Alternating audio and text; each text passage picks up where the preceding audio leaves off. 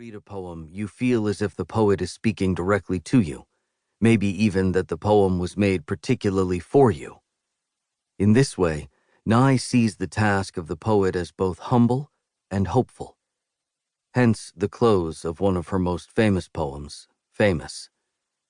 I want to be famous in the way a pulley is famous, or a buttonhole, not because it did anything spectacular, but because it never forgot what it could do.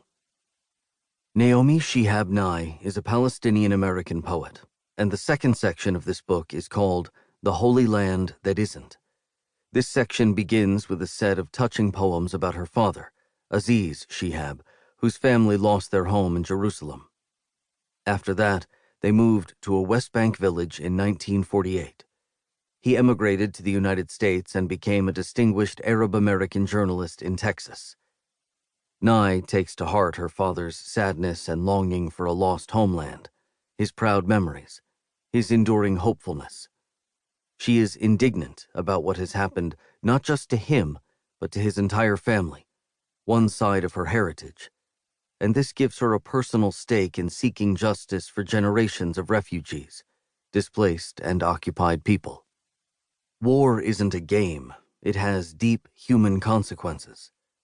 But she doesn't get on soapboxes and give lectures. She doesn't write about the Israeli-Palestinian conflict from a grand geopolitical perspective, but from a homespun local point of view, an intimate human perspective. She is down to earth and says, you don't think what a little plot of land means till someone takes it and you can't go back. The suffering of other people is one of the touchstones of her work.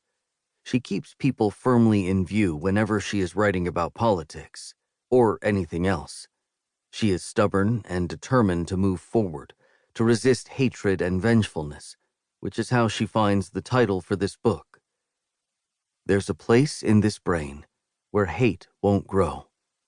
I touch its riddle, wind and seeds. Something pokes us as we sleep. It's late, but everything comes next. It makes sense for Nye to title the third section of this book, People Are the Only Holy Land, but it's a radical thing to say. We typically think of the Holy Land as an actual place, an ancient country, a physical region with spiritual significance. But Nye redefines it to say that the historical place or places, the physical patches of land, don't matter nearly as much as the people themselves. People who live everywhere. In other words, she saves her patriotism not for countries, but for people themselves, who have childhoods and families, very specific histories. It is human beings, life itself, that she considers sacred. Indeed, her unwavering focus on people and their stories, their inner lives, is one of the main features of her work. That's why she makes so much of a man crossing the street in the rain with his son on his shoulder. We're not going to be able to live in this world if we're not willing to do what he's doing with one another. Naomi Shihab Nye is an open-hearted singer who believes in poetry's verbal power to bring us together and care for each other, to recognize our sorrows and our sufferings, to heal our wounds and treasure our solitudes.